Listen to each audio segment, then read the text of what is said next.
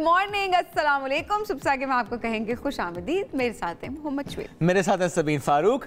Good morning आपको and how is your morning. खामोश हो जाए आप। वैसे मुझे पता है आपको कौन सी शरारत सूझी में भी खामोश हो जाए। वैसे पहली खबर पे चले जाए ज्यादा बेहतर। नहीं पहले खबर पर नहीं जाऊंगा। पहले आपको ना वैसे एक हफ्ते का आपको टॉपिक मिल गया है ना, एटलीस्ट आज का लाजमी मिल चुका है मुझे। आज ये होता है ना कि आपके पास कोई ऐसी डिस्कशन आ जाए तो फिर आप पूरा दिन। ये सिर्फ आज का टॉपिक नहीं रहेगा, अगर आपने भी डिस्कस किया या अगर ना भी किया तो हाँ, मैं काफी अर्से तक इसको याद रखूंगा।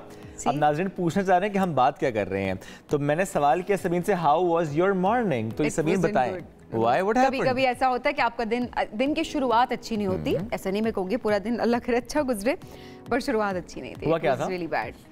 मतलब आप जब नाज़रीन जरा सुनिए, तसल्ली से सुनिए, एक स्टोरी आने वाली है। I am serious. आप देखें मैंने बहुत वाइज डिसीजन लिया। अच्छा, हुआ क्या था? हुआ कुछ यूँ था कि मैंने अपनी गाड़ी का दरवाजा जैसे ही खोला सुबह ऑफिस आने के लिए, तो इतना बड़ा उड़ने वाला कॉकरोच कितना बड़ा करके निकला। शुएब इतना बड़ा तो कॉकरोच होता है ना, तो मतलब इतना बड़ा कॉकरोच था और वो उड़ के फुर आगे गया। ठीक है, इतना बड़ा कॉकरोच। शुएब वो इतना बड़ा कॉकरोच, कितना बड़ा कॉकरोच था? इतना बड़ा cockroach. Oh my, just imagine. अच्छा एक मिनट Okay. मैंने उसको मारने की कोशिश की। एक minute Okay, in my senses now. Yes. मैंने उसको बहुत ओवर एक्टिंग। Okay, so कितना बड़ा? मैंने उसको मारने की कोशिश की, लेकिन नहीं, वो गाड़ी के कारपेट के नीचे घुस गया या चेयर के आगे पीछे, क्योंकि बाहर निकलते हुए नहीं देखा। अब मेरी बात सुने, अगर मैं जज्बात में आती हूँ, मैं कहती कोई बात नहीं, चलती हूँ, गाड़ी के शीशे खोल देती हूँ, मैं निकल जाती हूँ, तो ऑब्वियस सी बात है कि मैं निकल जाती। लेकिन मुझे डर इस बात का था कि देखिए लेट्स सपोज अगर वो कॉकरोच चलता मेरे पाँव पे आ जाता, उड़ते उड़ते मेरे सामने आ जाता, मेरे फेस पे आ जाता, cockroach excuse me, get aside. खुदा ना खास्ता मेरा एक्सीडेंट भी हो सकता। तो मैंने एहतियात की। ड्राइविंग एक बहुत रिस्पॉन्सिबिलिटी का काम है, तो इफ यू नो, अगर आपको थोड़ा सा भी इस बात पे शक होता है ओके सीरियस, अगर आपको थोड़ा सा भी इस बात पे शक होता है कि नहीं ये चीज़ थोड़ी सी ख़राब हो सकती है, और ज़ाहिर है आपकी अपनी जान नहीं होती, बाकी जाने भी होती है, सबका ख्याल आपको रखना होता है। सो मेरा ख्याल है मैंने बहुत अच्छा डिसीजन लिया कि मैंने कैब बुक की और फिर कैब बुक करके मैं ऑफिस आ गई। It was that simple. अच्छा, उसको इतने बड़े कॉकरोच को निकालने के लिए आपने एक कोशिश भी तो की थी ना? अच्छा, अब मैं ऐसा करूँ, एक ये उड़ने वाला कॉकरोच एक रूम में छोड़ देती हूँ आपके लिए, आपको उस रूम के अंदर बंद। वैसे सारे कॉकरोच उड़ते हैं नहीं? अच्छा ऐसा भी है, कुछ उड़ते हुए देखते हैं ना, कुछ उड़ने ही पर तो होते हैं, उड़ सकते हैं, उड़ सकते तो, लेकिन कुछ मतलब बड़ा कम होता है कि हम कॉकरोचेस को उड़ते हुए देख रहे होते हैं। अच्छा, लेकिन जो उड़ने वाला कॉकरोच था, ये इसको निकालने के लिए कोशिश भी की थी आपने? इस वक्त जो कोशिश की थी ना, वो कहीं भाग गया, कोई गुम गया। नहीं, अब्बू को भी बुलाया था तो उन्होंने तो घुमाया था। अच्छा, उन्होंने घुमाया था। ये एंड पे घर के मर्द काम आते हैं ना? कहाँ काम आए, घुमा दिया ना। मैं होती तो, मुझे अब दुख इस बात का हो रहा है कि मैं होती तो मैं उसको मार देती फौरन, बट मैंने उनको बुलाया, मैंने कहा आप मुझे आप कत्ल नहीं करना चाहती थी। मैं कत्ल की बात नहीं है इसमें, लेकिन बस मैंने कहा अच्छा आप कर दे, सुबह सुबह क्या कॉकरोच मारूंगी, ऐसे दिल अजीब सा हो जाएगा। शाम होती तो मार देती। तो उन्होंने बस मतलब कर दिया। शाम कितना बड़ा कॉकरोच करता है? इतना बड़ा उड़ने वाला कॉकरोच। तो नाज़रीन आपने बताना कि क्या आप भी इतने बड़े उड़ने वाले कॉकरोच से डरते हैं या नहीं डरते? और अगर आपकी गाड़ी में कॉकरोच हो तो आप क्या करेंगे, ये आपने सबीन को प्लीज बताना, व्हाट्सएप करना। वेरी ऑनेस्ट, वर्स्ट नाइटमेयर कि आप ड्राइव कर रहे हो, गाड़ी के शीशे ऊपर हो। मैं आपको सही बता रही हूँ, मजाक उड़ाए बहुत सारे लोग, बेशक उड़ाते हैं, मुझे कोई फर्क नहीं पड़ता, डर लगता है तो लगता है। गाड़ी के शीशे ऊपर हो और जस्ट इमेजिन कि आपकी गाड़ी में कोई कीड़ा मकोड़ा या कोई ऐसी चीज आ जाए। हमारे मुल्क में इससे बड़े मसले हैं, इससे बड़े नाइटमेयर्स हैं, इससे बड़े इश्यूज हैं। अब मेरी बात सुने, इतने बड़े कॉकरोच से मेरी बात सुने, बड़े इश्यूज। मेरी बात सुने। अब बात ये थी सारी कि जो आप जिन मसाइल की बात करें, हमें पता उनका हल तो निकलना नहीं है। बड़े हम मायूस होना नहीं चाहिए, लेकिन हल निकलेगा, हल निकलता मुझे तो नजर नहीं आ रहा किसी भी तरीके से। तो मैं कहा ठीक है, जिन मसाइल का हल निकल सकता है, कैब बुक कर सकते हैं, वापस आ सकते हैं, कम से कम उसमें तो अपने आप को टॉर्चर ना करें हम। हाँ, लेकिन जो आपने कहा ना कि मसाइल का हल नहीं होता, अगर आप कोशिश करें तो हल होता ज़रूर है। जैसे कि बिजली कीमतों से मुतालिक हमने देखा कि स्पेशली जो 200 यूनिट तक बिजली इस्तेमाल करने वाले सारिफिन है, वो चाहे प्रोटेक्टेड सारिफिन हो या नॉन प्रोटेक्टेड सारिफिन हो, जो उनका टैरिफ था उससे मुतालिक ये अब फैसला किया गया है कि वो टैरिफ वापस लिया जाएगा। अच्छा, यानी वो जो एहतजाज की बात कर रहे थे छोटे सारिफिन के, हम चूँकि 200 यूनिट तक सिर्फ बिजली इस्तेमाल करते हैं तो इसलिए टैरिफ नहीं लगना चाहिए, तो उनके लिए इसको हटाया जा रहा है। तो हमने कहा आप ज़रूर शेयर भी कर लें कि बिजली कीमतों के खिलाफ जो अवामी एहतजाज है वो रंग ले आया है, और वफाकी हुकूमत ने छोटे सारिफिन के लिए बुनियादी टैरिफ में इजाफे का फैसला वापस लेने की तैयारी कर ली है। माहाना 200 यूनिट तक जो बिजली इस्तेमाल करते हैं उनको रिलीफ मिलेगा। वफाकी हुकूमत ने टैरिफ पर रिलीफ देने के लिए तकरीबन 50 लाख जो बिजली सारिफीन उनको फ़ायदा हो 2 करोड़ 60 लाख बिजली सारिफीन को फ़ायदा होगा और हंगामी बुनियाद पर समरी की वफाकी काबीना ने मंजूरी के लिए अहकाम जारी कर दिए हैं। ज़राए ने कहा है कि जुलाई से सितंबर 2024 के लिए माहाना 200 यूनिट तक वाले जो सारिफीन इनको रिलीफ देने की तजवीज़ दी गई है।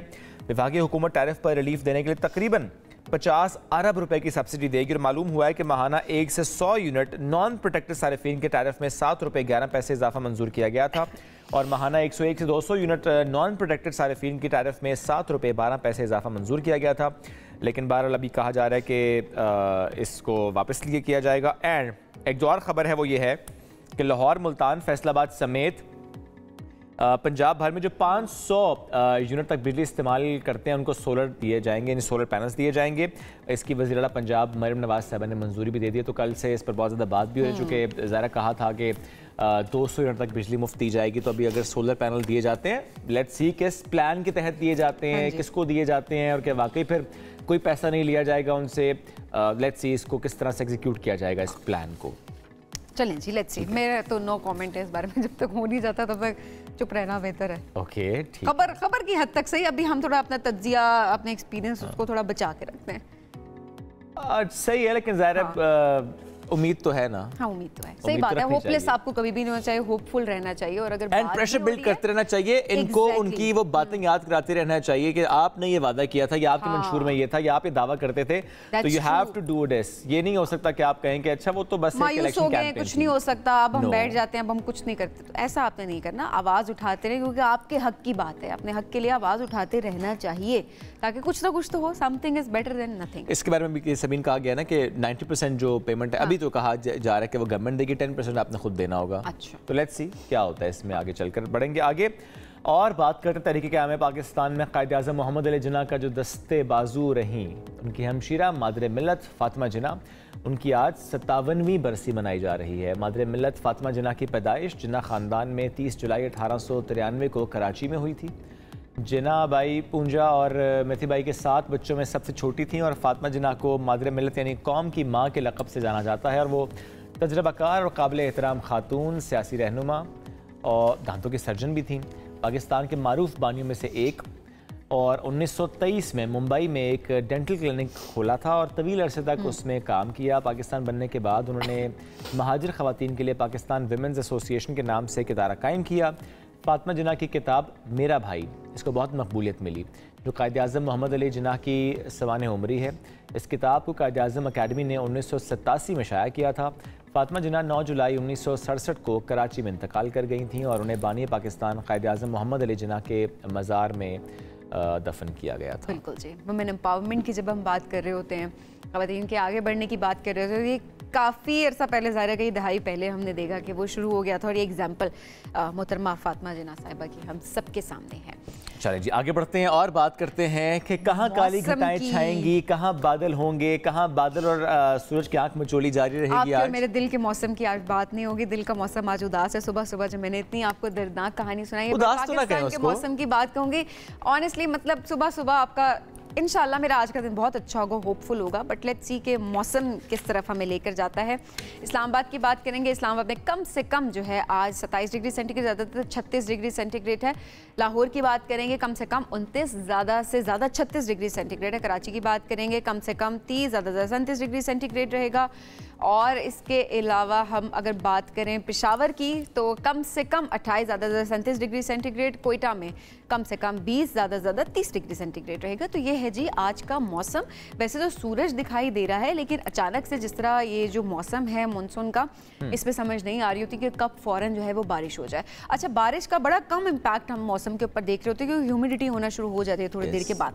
लेकिन कुछ इलाकों की बात की जाए तो वहाँ पर जो है वो मौसम अच्छा हो जाता है। चले कुछ देर के लिए, लेकिन हो जाता है। कल कराची की बात की जाए, वहाँ पर जनाब काली घटाएं छाई हैं और कुछ इलाकों में तेज़ और कहीं पर हल्की बारिश भी हुई है। अच्छा, जाहिर है गर्मी से लोग बड़े परेशान थे, तो जैसे ही थोड़ी आंधी आई, थोड़ी सी काले बादल आए और कहीं पर हल्की कहीं पर तेज़ बारिश हुई, तो लोगों ने थोड़ा सा सुख का सांस लिया। इस्लामाबाद, लाहौर, पेशावर समेत मुल्क भर में कल से बारिशों का इम्कान है। और केपी की अगर बात की जाए तो वहाँ पर भी कल से 15 जुलाई तक जो है वो बादल छाए रहेंगे, छाए भी नहीं रहेंगे बल्कि बरसेंगे भी। सो सक्कर, लाड़काना उस समेत सिंध में की बात की जाए तो वहाँ पर 12 जुलाई से बारिश की पेशन गोई कर दी गई है। गिलगित बल्तिस्तान में वक्फे से बादल बरसने की तवक्को है। और पहाड़ी इलाकों की बात की जाए तो वहाँ पर खबरदार हो जाएं, होशियार हो जाएं और बहुत ज़्यादा ख्याल रखें अपना, क्योंकि जब भी मानसून आता है यही कहा जा रहा होता है कि पहाड़ी इलाकों पर जाने के लिए एहतियात बरतें, क्योंकि लैंडस्लाइडिंग की वार्निंग जो है वो दे दी गई है। पंजाब के नशीबी इलाकों की बात की जाए वहाँ पर भी खुदा ना करे अर्बन फ्लडिंग का भी खदशा है। मैं इसलिए जिक्र करती हूँ क्योंकि आवाम को बहुत परेशानी होती है और हमेशा हम देख रहे होते हैं कि क्या मामलात होते हैं। इवन बलूचिस्तान की बात हम करें तो वहाँ का ज़िला बोलान है, वहाँ पर मूसलाधार बारिश हुई, नदी नालों में तुग़यानी आ गई। झल मक्सी में जो कल बादल बरसे तो बरसाती नाले में आने वाला जो सैलाबी रैला था वो आबादी में दाखिल हुआ था, मकानात की कच्ची दीवारें गिर गई थीं। तो ये अभी से हम देखना शुरू हो गए, मानसून का एक इम्पैक्ट आना शुरू हुआ है, स्पेशली उन इलाकों में जहाँ पर ज़ाहिर है हम देख रहे हैं कि सैलाबी रेला गुजर रहा है या जहाँ से मुतालिक कहा जाता है कि वहाँ पर नशेबी इलाके ज़ेर आब आ जाते हैं। जो बात आपने की पहाड़ी इलाकों की सबीन कि वहाँ पर लैंड स्लाइडिंग का ख़तरा या खदशा होता है, तो इसमें मैं ज़रूर कहूँगा कि ठीक है, हमारे जो नॉर्दर्न एरियाज़ हैं वहाँ के जो लोग हैं उनका रोज़गार ही टूरिज़म से जुड़ा होता है, but at the same time इंतज़ामिया को भी मुतहरिक होने की ज़रूरत है कि हम ये देख रहे हैं वो बाबू सर टॉप हो या वो दीगर इलाके हों, चूँकि हम हर सियाहती मकाम पर इस वक्त रश देख रहे हैं, क्योंकि ज़रा बच्चों की छुट्टियाँ भी हैं तो लोगों का बहुत रश है उन मकामात पर। अब ऐसे में अगर किसी ऐसे स्पॉट पर जहाँ पर रश बहुत ज़्यादा हो लेकिन रास्ता बंद हो जाए, खुदा ना खास्ता लैंड स्लाइडिंग की वजह से, तो ज़ाहिर बच्चे भी होते हैं, फैमिलीज़ होती हैं, बहुत ज़्यादा मसाइल का सामना करना पड़ता है। तो थोड़ा सा इंतज़ामिया को मुतहरिक होने की ज़रूरत है कि हमें एक प्लान के साथ टूरिस्ट को भेजना चाहिए। इंतज़ामिया मुतहरिक है। इंतज़ामिया से जब बात की जाए तो एक टाइम पर वो ये बात करते हैं वी आर प्रिपेयर्ड, फिर जब उनसे सवाल किया जाए कि how much you are prepared, तो क्या कहा जाता है कि देखिए इस क्लाइमेट चेंज के हवाले से तो दुबई और न्यूयॉर्क भी प्रिपेयर्ड नहीं थे, तो हम क्या होंगे। फिर आप ये क्यों कह रहे हैं कि वी आर प्रिपेयर्ड?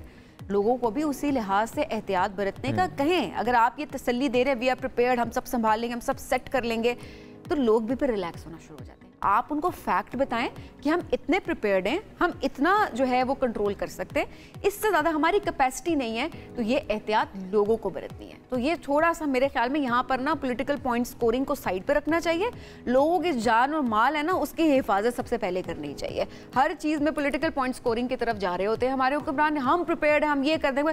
जितना कर सकते हैं प्लीज़ उतना बताएं, नहीं कर सकते ना लोगों को बताएं, लोग अपना ख्याल खुद रखें। ऐसे किया जी। आगे बढ़ते हैं, कुछ और खबरें शामिल करते हैं, मूड को ज़रा चेंज करते हैं, चूँकि ज़ाहिर है ये तो मामला ऐसा जिस पे बात जितनी की जाए तो कम है, लेकिन ज़ाहिर है we have to move on. कुछ और खबरें जो शामिल करेंगे आपके साथ शेयर करेंगे, दिलचस्प और अजीब मुलाजमत के दौरान ज़हनी तनाव से तंग मुलाजमीन ने एक इश्तिहार दिया है, बॉस फॉर सेल, बॉस बराए फरोख्त। अच्छा, वो चूंकि बहुत तंग थे मुलाजमीन, वो ज़हनी दबाव का शिकार थे उस बॉस की वजह से, समझ नहीं आया वो क्या करें, तो उन्होंने जी एडवर्टाइजमेंट सोशल मीडिया पे करना शुरू कर दिया। अच्छा, उनकी फोटो भी लगा दी है और कहा है कि अगर आप किसी किस्म के ज़हनी दबाव का शिकार जो है ना नहीं होंगे अगर आप ऐसा कर दें तो। अच्छा, ज़ाहिर है मुलाजमत कोई भी हो, इंसान को टेंशन भी होती है, ज़हनी थकावट भी होती है और इसे निमटने के लिए माहिरीन मुख्तलिफ मशवरे भी देते हैं, लेकिन चीन में इन दिनों मुलाजमत के दौरान ज़हनी तनाव को कम करने का जो अजीबो गरीब ट्रेंड चल रहा है, तो गैर मुल्की रिपोर्ट्स के मुताबिक चीन में ज़हनी तनाव के शिकार मुलाजमीन परेशान करने वाले अपने बॉस, अपने कॉलीग, जिनको वो नापसंद करते हैं, अपनी नौकरी को ऑनलाइन फ़रोख्त करने का इश्तिहार दे रहे हैं। अब रिपोर्ट के मुताबिक जो चीन की second hand e commerce website है, इस पर कई अफराद ने भारी रकम के एवज़ अपने बॉस, अपनी नौकरियां ये फरोख्त करने का इश्तिहार दे दिया है और साथ अपने दिल के भड़ास भी निकाल दिए। एक मिनट थोड़ा सा लोगों को बता देते हैं कि ये मतलब मजाक के तौर पे जो है उसको लिया गया है, सीरियस मत हो जाइएगा। चले आप भी इश्तिहार लगा दें, नौकरी से भी हाथ धो बैठे। नौकरी है आपके पास, बेशक परेशानी की सूरत में है, अब पता चले कि वो भी खुदा ना खास्ता हाथ से चली जाए, तो ये अब ज़ाहिर रिपोर्ट में बताया गया है, प्रॉपरली मेंशन्ड है कि वहाँ पर जो इश्तिहार थे वो महज एक मजाक के तौर पर शाये किए जा रहे थे। ठीक है, वैसे आप भी एक इश्तिहार दे सकती हैं, क्या कॉकरोच बराए फरोख्त। आज मैंने आपको बताया ना कि आज का दिन तो कॉकरोच के ऑन एयर जो है वो कॉकरोच के नाम हो जाएगा और उसके बाद अगले 2 हफ्ते जो है ना वो ऑफ एयर जो डिस्कशंस हमारी चलती हैं टीम में ना वो कॉकरोच के ऊपर हो जाएगी। आप लिखें इतना बड़ा कॉकरोच, इसी वजह से लोग सच नहीं बताते। नहीं सच तो बताते हैं। आप सुबह मुझे कह देना चाहिए था मेरी गाड़ी का टायर पंक्चर हो गया है कि नहीं, सही बात है, सही बात है। देखा जाए तो एक तरह से टायर पंक्चर ही था आपकी गाड़ी का। एग्जैक्टली तकरीबन। आगे बढ़ते जी, जो हम नौकरी की बात कर रहे थे, अब मैं वही कह रही हूँ कि जिनके पास नौकरियां हैं शुक्र अदा करें, मतलब ठीक है, चैलेंजेस हर जगह पे होते हैं, आपने उसको केटर करना होता है और यही इसी को आप ग्रोथ कहते हैं। कहीं पर कंफर्टेबल होना जाहिर सी बात है वो आपकी ग्रोथ भी रोकता है। So you have to challenge yourself. अब ऐसे भी लोग हैं, ऐसे ममालिक हैं जहाँ पर हम देख रहे हैं कि मुलाजमतें कम होती जा रही हैं। अमेरिका की बात की जाए, यूँ तो तरक्की याफ्ता मुल्क है, लेकिन एट द सेम टाइम अगर देखा जाए तो मुलाजमतें जो है वहाँ पर वो पैदा होने की वहाँ पर शरह जो है वो कम हो गई है, बेरोजगारी में इजाफा होने लगा है। अच्छा, अप्रैल मई के महीनों की बात की जाए तो एक अंदाजे के मुताबिक 1,11,000 कम मुलाजमतें पैदा हुई हैं और जिसने शहरियों में एक ज़ाहिर है परेशानी की एक लहर दौड़ा दी है और लोग बहुत ज़्यादा परेशान रह रहे हैं। अच्छा, माहिरीन का ये भी कहना है कि अमेरिका की जानिब अगर देखा जाए तो जॉब मार्केट है उनकी वो अब भी मजबूत है, मगर फिर भी मुलाजमतें जो हैं वो पैदा होने की शरह कम हो गई है। बिल्कुल, ये कैसे समझाएं, थोड़ा सा समझना चाहती हूँ मैं। अच्छा, शरह की बात है ज़रा, जैसे हर साल अगर मुलाजमतें पैदा हो रही थी, अगर उस तनासुब से नहीं हो रही है, उस तनासुब से जॉब मार्केट तो अच्छी चल रही है अभी फिलहाल तो मैं भी अच्छी चल रही है, लेकिन जिस हिसाब से एम्प्लॉयमेंट चल रही थी, आई थिंक जिस हिसाब से एम्प्लॉयमेंट क्रिएट हो रही थी हर साल, वो उसकी शरह में कमी हुई है। जैसे हम देखते हैं सभी में पाकिस्तान से लोग जाते हैं, जिस तरह इस साल भी हमने देखा 7-8 लोग चले गए मुख्तलिफ मुल्कों में फॉर बेटर अपॉर्चुनिटीज एक्चुअली। तो ज़ाहिर है वहाँ पर चूंकि एम्प्लॉयमेंट अपॉर्चुनिटीज थी तो लोग जा रहे थे, तो उस शरह में कमी हुई है। That's what they meant actually. अच्छा, इस दौरान के हम डिस्कशन कर रहे हैं, एक मैसेज आया था, बस वो क्विकली शेयर कर लेता हूँ। जी। वो मैसेज ये आया था कि अगर आपके सेट पर कॉकरोच आ जाए तो क्या होगा। ये सऊदी अरब से एक मैसेज आया जी, तो मैंने कहा मैं शेयर कर लूं और आपसे राय भी। सेट पे तो इशू नहीं होगा, सेट बड़ा है, कोई भी मार सकता है, स्प्रे हो सकता है, कुछ भी हो सकता है। अच्छा। गाड़ी के अंदर स्पेस छोटी है, कारपेट के अंदर घुस जाए चेयर के। दोबारा से कहो, आज मैंने कहा है ना, आज पूरा नहीं मैसेज आया, मैं जब चाहूंगी कि कॉकरोच की बात खत्म हो जाए, मेरे माइंड से पूरा मंजर डिलीट हो जाए, लेकिन नहीं भूलने देते कुछ लोग। आगे बढ़ते हैं। अच्छा, सॉरी, मैंने इज्जत नहीं दी उस कॉकरोच को, सॉरी इतना बड़ा उड़ने वाला कॉकरोच, इज्जत पूरी देनी है जिस कॉकरोच को। माहौलियाती कारकुनों की बात करते हैं, माहौलियाती तब्दीली, क्लाइमेट चेंज की जो हम बात कर रहे होते हैं, जाहिर सी बात है उसमें लोग जो है वो क्लाइमेट एक्टिविस्ट जो हैं, अब हमने देख रहा होता है, हम ये चीज़ देख रहे होते हैं कि डिफरेंट उनके भी हरबे होते हैं कि लोगों की तवज्जो जो है वो मरकूज कर सके। अच्छा, अब उस लिहाज से अगर देखा जाए तो जब हम अक्सर देख रहे होते हैं किसी इवेंट के अंदर वो आ जाते हैं, कोई ना कोई पोस्टर्स उन्होंने उठाए होते हैं, तो अब एक नया काम उन्होंने किया है। नया काम क्या किया? वो जानवरों की बड़ी बड़ी कठपुतलियां उन्होंने बनाई हैं और वस्ती अफ्रीका से शुमाली यूरोप तक 20,000 किलोमीटर तवील ट्रैक पर वो सफ़र करेंगी। ये माहौलियाती तब्दीली से फरार इख्तियार करने का कलामती सफ़र होगा। इस प्रोजेक्ट की रूनुमाई लंदन में की गई और इसकी वीडियो सोशल मीडिया पर वायरल है। कि मेरा एक सवाल इसमें भी है, इसमें कॉकरोच क्यों नहीं है? मतलब इतने जानवर आपने लिए, हशरातुल अर्ज़ भी होने चाहिए थे इसमें, थोड़ा सा इसमें कॉकरोच को भी इज्जत देनी चाहिए थी, वो भी इसमें होना चाहिए था ताकि उससे लोग ज़्यादा अट्रैक्ट होते। ये जो शेर नज़र आ रहे हैं, ये जो आपको घोड़े नज़र आ रहे हैं, जो आपको गधे नज़र आ रहे हैं और बहुत सारे पता नहीं कौन कौन से उन्होंने पपेट्स बनाए में जानवरों के, तो फिर आप उन पर गुजारा कर ले। अब वो बाकी उन्होंने सारा काम उन्होंने करना था, फिर आपने क्या करना था, तो वो बाकी काम उन्होंने आप पे छोड़ दिया। ठीक है, अब जैसे ये ट्रैवल करेंगे वहाँ नजर आएंगे तो जाहिर है, अब ये मैं देख रही थी मटीरियल, ये पेपर से बनाया गया, जो गत्ता होता है गत्ते से बनाया गया। सो ये बेसिकली तवज्जो लाने के लिए है कि आप भी पेपर का इस्तेमाल करें, प्लास्टिक का इस्तेमाल ना करें। ये बहुत इंपॉर्टेंट है, cut down your plastic consumption. Exactly, और अपने ओन पे करें, मत इंतजार किया हुकूमत ये करेगी। ये हुकूमत है, आपके अपने ओन पे ये चीज़ है, इसमें तो बजट इन्वॉल्व नहीं है ना, आप खुद से कर सकते हैं। तो काइंडली खुद से चीज़ों को करने की कोशिश किया करें, हमेशा डिपेंडेंट ना रहा करें। अच्छा, आप खुद से करने की बात हो जाए तो कुछ लोग कुछ ऐसी चीज़ें कर बैठते हैं कि बंदा हैरान हो जाता है। ओ, आप रशिया की उस शादी की बात तो नहीं कर रही? एक शादी हुई है जी रूस में, और वहाँ पर मुनफरिद तकरीब जो है उसकी वीडियो वायरल हुई। यानी वो दुल्हा और दुल्हन है, खूबसूरत सा पहाड़ी इलाका है और चेयरलिफ्ट पे बैठकर अपनी शादीशुदा जिंदगी का आगाज कर रहे हैं। आपको दिखाते भी हैं जी, चेयरलिफ्ट में फूलों से सजे टेबल पर वो बैठे हैं और रूसी जोड़े के इस एडवेंचर पर सारिफीन तरह तरह के तबसरे करें। अच्छा, मैं चेयरलिफ्ट तो नहीं कहूँगा, ये तो थोड़ा डिफरेंट है। जैसे हम देखते हैं, इज इट चेयरलिफ्ट? अरे उन्होंने वो उसका जैसे जिप लाइन होती है सबीन, तो जिप लाइन के साथ आजकल ये होता है ना कि उसमें hanging dining table kind of a thing, तो it's hanging dining table actually, not chairlift. Chairlift तो डिफरेंट होती है। Okay, to English. आप पता है ये कागान में भी ये प्लान है इसके लगाने का, लटका हुआ खाने का मेज। हाँ, वो आप उर्दू में यही कहेंगे, लेकिन ये कागान में प्लान है इसका। अच्छा। यस, के ये हैंगिंग डाइनिंग टेबल्स होंगे। कब तक I guess maybe this year हो जाएगा ये, बिकॉज वो जो वर्ल्ड्स हाईएस्ट जिप लाइन है उन्हीं का प्रोजेक्ट है कि वो उसको लगाएंगे। चले, जबरदस्त एडवेंचर के लिए हमारे पास भी कुछ है ना। मैं अभी अगला सवाल यही करने वाली थी कि अगर ऐसी शादी, ये फुटेज जो है ये पाकिस्तान से आती तो लोगों का, पाकिस्तानियों का क्या इसके ऊपर? अच्छा, इस पे भी सवाल कर लूं। अब तुमने देखें वो हैंगिंग डाइनिंग टेबल है, अगर वहां पर कॉकरोच आ जाए तो क्या करेंगे? कहीं नहीं जा सकते। मैं छलांग लगा दूंगी। There is no option, क्या करेंगे? मैं छलांग लगा दूंगी, ठीक है? तो उसे कहे ना भाई तुम निकल। मैं छलांग लगा दूंगी, मैं लगा दूंगी, बस अब आगे बढ़ते हैं। आगे एक ब्रेक की तरफ बढ़ना है, ब्रेक से वापस आएंगे। Welcome back after the break. वज़ीर-ए-आज़म शहबाज शरीफ साहब कल कराची के बाद क्वेटा भी गए और जिस तरह से वहाँ के इश्यूज़ को उन्होंने एड्रेस करने की कोशिश की कि जो वहाँ की फॉल्ट लाइंस हैं किस तरह से वो दूर हो सकती हैं, ख़त्म हो सकती हैं, उस पर उन्होंने बात की। और जो नाराज़ बलोच एक टर्म चूँकि यूज़ होती है बलूचिस्तान में स्पेसिफ़िकली उन लोगों के लिए जो कि नाराज़ हो जाते हैं या पहाड़ों पे चले जाते हैं, शिकवे शिकायत होते हैं, लेकिन एट द सेम टाइम कुछ ऐसे भी होते हैं जो कि फिर यूज़ हो जाते हैं, कुछ ऐसी साजिश में मुलव्वस भी हो जाते हैं जिसकी वजह से पाकिस्तान का नुकसान होता है, बलूचिस्तान का नुकसान होता है, अवाम का नुकसान होता है। और कल बलूचिस्तान काबीना से गुफ्तगू करते हुए वज़ीर-ए-आज़म ने कहा कि जो बलूचिस्तान और पाकिस्तान की खैर खाही चाहता है उसे गले लगाएंगे और उन्होंने सूबे को तरक्की देने और अवाम की खुशहाली के भी वादे किए। अच्छा, कल का दिन अदालती लिहाज से भी बड़ा अहम था।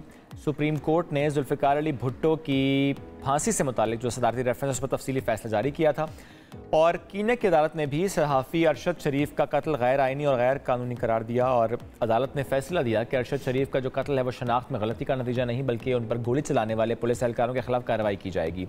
अब खासे मामलात हैं जिस पर बात करना बहुत अहम है, लेकिन हम बलूचिस्तान का जो मामला है उस पर गुफ्तगू आगाज़ करेंगे। सीनियर सहाफ़ी तज्ज़िया आमिर ज़िया साहब साथ मौजूद हैं। आमिर साहब बहुत शुक्रिया। आमिर साहब, क्वेटा का दौरा वज़ीर-ए-आज़म साहब की, यू सी दिस, स्पेशली जब हम क्वेटा की बात करें या जब हम बलूचिस्तान की बात करते हैं और वहाँ के इश्यूज़ की बात करते हैं, स्पेसिफिकली जब हम सिक्योरिटी कंसर्न्स की बात करते हैं कि ज़ाहिर है ये बड़ा सेंसिटिव मामला है कि कैसे उसको एड्रेस किया जाए, आपको एक कोशिश कैसी लगी जो उन्होंने एक पैगाम दिया कि जो भी नाराज़ है मिल बैठ कर गिले शिकवे दूर करते हैं? सब बात ये कि पहली मरतबा नहीं हो रहा विफाक की तरफ से कि बलूचिस्तान के हवाले से इस तरह का कोई दौरा हो। माजी में भी बहुत सारे वज़ीर आज़म गए, बड़े बड़े पैकेजेस का ऐलान हुआ, पीपल्स पार्टी के दौर में भी हुआ, पीटीआई के दौर में भी हुआ, खुद नून लीग के दौर में भी हुआ। और तो आपको याद होगा बड़े बड़े इनिशिएटिव लिए गए थे, हत्ता कि नवाज शरीफ साहब के दौर में, हालांकि ये लोग अपनी वजारत बना सकते थे नून लीग के लोग, लेकिन डॉक्टर मालिक साहब को जो कि बलोच कौम परस्त रहनुमा है, इत्तेदाल पसंद है, उनको इस पे बनाया था। तो ये कोई पहला इस तरह की काविश नहीं है, लेकिन बात ये होती है कि हमारे यहाँ जब ये कोशिशें होती हैं तो उसके तसलसल की बड़ी ज़रूरत होती है। हमारे यहाँ अमूमन ये होता है कि इस तरह की पहलकारी की जाती है लेकिन उसको बरकरार नहीं रखा जाता, उसके मोमेंटम को बरकरार नहीं रखा जा सकता। यकीनन जिस तरह दीगर सूबों के मसाइल हैं, बलूचिस्तान के अपने मसाइल हैं और उसमें एक अस्करियत पसंदी का एक अलग जाविया आ जाता है। अस्करियत पसंदी भी दो तरह की है, एक तो ज़ाहिर है कि वो जो दाएं बाजू के कहते हैं ना कि शिद्दत पसंद है, जिनको आप कहते हैं कि सभी फैक्टर की वजह से मोटिवेट होते हैं, वो हैं। दूसरी तरफ वो लोग हैं जिनकी तादाद कोई ज़्यादा नहीं है लेकिन कौम परस्त हैं, जो कि इंतहा पसंद सोच रखते हैं और वो वफाक के एम्बिट से निकलना चाहते हैं पाकिस्तान के। तो ये दो तरह के चैलेंजेस हैं, लेकिन बलूचिस्तान एक बहुत अमीर सूबा है, वसाइल से पुर सूबा है और वहाँ के लोगों की जो ग्रीवेंसेस हैं उनको दूर करना जो है इतना मुश्किल नहीं है। लेकिन उसका जो हल है, उस ताले की जो कुंजी है शुएब साहब और सबीन साहिबा, वो बलूचिस्तान असम्बली में भी है। बिल्कुल हमने ये देखा है जब वसाइल दिए जाते हैं तो बहुत ज्यादा वसाइल जो है बदनवानी की नजर हो जाते हैं। वहाँ की जो अपने वज़रा होते हैं वो नौकरियां बेच रहे होते हैं। मैं मतलब फर्स्ट हैंड उसके ऊपर बात कर रहा हूँ आपसे। तो ये जो जुल्म है ना कि जो वहाँ की अपनी रूलिंग एलीट है वो अपने लोगों के साथ उनका कमिटमेंट नहीं होते, तो ये जाविया है जिसको दूर होना चाहिए। और ऐसे लोग बिल्कुल आमिर साहब, ज़ाहिर है उनका शिकवा यही होता है कि उनका सूबा जो है बलूचिस्तान वो तरक्की के दौर से बाहर है। तो जाहिर है ऐसे में हुकूमत भी जिस तरह से वज़ीर-ए-आज़म साहब का जिस आपने बताया कि कोई पहला दौरा नहीं था, but it's a good step कि उनको गले लगाया गया और बातचीत की बात जो है वो आगे बढ़ाई गई। अच्छा, अब ऐसे में आमिर साहब, अब ओवरऑल अगर पाकिस्तान की बात करें, बलूचिस्तान का भी पाकिस्तान की भी ओवरऑल देखा जाए तो आवाम तो हर जगह पर ही पूरे मुल्क में एक तरह से परेशानी नज़र आ रही है। अब इस तरह से हड़ताल का सिलसिला जो हम देख रहे हैं वो जिस तरह से पहले पेट्रोलियम एसोसिएशन जारी तरफ से किया गई हड़ताल, और वो भी हमने देखा कि वो एक तरह से कंप्लीट शटर डाउन हमने नहीं देखा, कुछ लोगों ने किया, कुछ लोगों ने नहीं किया। अब फ्लोर मिल्स मालिकान की तरफ से वो कहा जा रहा है कि वो अब हड़ताल शुरू करेंगे। तो ये मामलात अब कहाँ जाते हुए देख रहे हैं? क्या दबाव आएगा हुकूमत के ऊपर, उसके बाद वो टैक्स छोड़ेंगे, या इसका कोई फायदा आपको नजर नहीं आ रहा? देखिए, अवामी बेचैनी जो है वो बहुत बढ़ रही है, और अगर फर्ज करें, आप ये तस्वुर करें, कोई मास प्रोटेस्ट नहीं हो पाते, लोग जो है नहीं निकलते, और अच्छी बात होगी कि पाकिस्तान जो है किसी किस्म की एहतजाजी सियासत का मुतहम्मिल नहीं हो सकता। लेकिन मसला ये कि जो पढ़ा लिखा पाकिस्तान है, जो प्रोफेशनल पाकिस्तान है, वो बड़ा दिल बर्दाश्ता हो गया है हुकूमत की पॉलिसीज की वजह से, और बहुत सारे लोग अब पाकिस्तान छोड़ने के मतलब इरादा रखते हैं। उनमें खलीज बहुत बढ़ गई हुक्मरान अशराफिया की और अवाम के दरमियान, जो कि अच्छी चीज़ नहीं है। दूसरी बात ये होती है कि जब आप अवाम से कुर्बानी मांगते हैं, उस वक्त हम पूछते हैं कि क्या हुक्मरान अशराफिया को कुर्बानी दे रही है? क्या जो हमारी अफसरशाही है, क्या जो हमारे लॉ मेकर्स हैं, पार्लियामेंटेरियंस हैं, उन्होंने अपने पर्क्स जो हैं कम किए हैं? हमने देखा कि वज़ीर आज़म हाउस का खर्चा बढ़ गया, महल का खर्चा बढ़ गया, खुदा आपका अफसरशाही का मतलब खर्चा बढ़ गया, तनख्वाहें बढ़ गई, लेकिन अवाम के साथ आपने ज्यादती कर दी। आप तस्वुर ये करते हो कि जी अगर लाख रुपए किसी की तनख्वाह वो 2500 अगर दिया करता था, 5000 टैक्स दे, लेकिन वो कम तनख्वाह में ज्यादा इन्फ्लेशन के दौरान अपने घर का गुजारा करे, लेकिन आप लोग तो जो है मतलब धड़ाधड़ पैसे बढ़ा रहे हैं। और जब आप प्राडो बिल्कुल, ये बड़ा अहम है कि अपने अल्ले तल्लों के लिए तो पैसा है, लेकिन अवाम पे खर्च करने के लिए कुछ नहीं। और जो आपने कहा ना कि लोग बाहर जा रहे हैं, गैलप का सर्वे से रिसेंटली कल का 90% पाकिस्तानी पाकिस्तान छोड़ना चाहते हैं। अब ये इतनी बड़ी फिगर है, और ये आई थिंक ये एक आई ओपनर भी है हमारे हुक्मरानों के लिए कि क्या कर रहे हैं आप लोग, क्या पॉलिसीज हैं, इतनी नाअहली क्यों है कि जिसकी वजह से 90% पाकिस्तानी अपना मुल्क, अपना घर, अपनी जमीन छोड़ के जाना चाहते हैं। मैं ये समझता हूँ कि उसकी सबसे बड़ी वजह हमारी जो नाअहल और जो हुक्मरान अशराफिया है, वो एक बड़ा एक्सट्रैक्टिव किस्म की पॉलिसीज को अपना रही है। तो आप ये देखें कि लगता है कि किसी और दुनिया में रहते हैं। इनकी जब आप देखें, इनकी प्राडो चलती है, और जब साहब उतर के जाते हैं तब भी उसका एसी चालू रहता है। ये मैं आपको बेशुमार आंखों देखी है। तो भाई आप एक बच्चे से दूध का गिलास छीन रहे हैं। आपकी ये जो अय्याशियां हैं, ये लोगों के उसके ऊपर, जिंदगियों के ऊपर हो रही हैं। यानी आमिर साहब ये देखें, सब्सिडी अगर आप दे रहे हैं तो आवाम को तो नहीं मिल रही, मरात अगर आप दे रहे हैं आवाम को तो नहीं मिल रही, तनख्वाहों में जो इजाफा जिस लेवल पे आप, यानी मैं अशराफे की अगर बात करूं कि अपने जो इजाफे करते हैं वो करते चले जाते हैं, बिजली आपको मुफ्त मिलती चली जाती है, पेट्रोल आपको मुफ्त मिलता चला जाता है, नहीं मिल रहा कुछ तो आवाम को नहीं मिल रहा। कि दूध पर जो है कोई मतलब सब्सिडी की बात नहीं है, आपने 18% टैक्स लगा दिया। बिल्कुल, अगर तो वो एक क़यामत है। अच्छा, दूसरी बात है कि एक बहुत दावा किया जाता है जी हम टैक्स नेट ब्रॉड कर रहे हैं। ये ब्रॉड नहीं कर रहे हैं, ये टैक्स नेट को डीपन कर रहे हैं, यानी कि जो लोग पहले टैक्स देते आए हैं वही ज्यादा देंगे। एब्सोल्युटली खतरनाक है, और मेरे ख्याल में ये चीजें ताज़ेर नहीं चलेंगी, और चीजें ब्रेकिंग पॉइंट पर आ रही हैं। देखो हमारे यहाँ क्या सिस्टम इस्तेकाम है, माने ना माने है, ठीक है। एक आपने इस हुकूमत की लेजिटिमेसी इन क्वेश्चन है, इसके ऊपर ठीक है ये अदालत से निकल जाए, ये कोई ना कोई रेंगलिंग कर लें, लेकिन लोग मतलब एक सवालिया निशान है।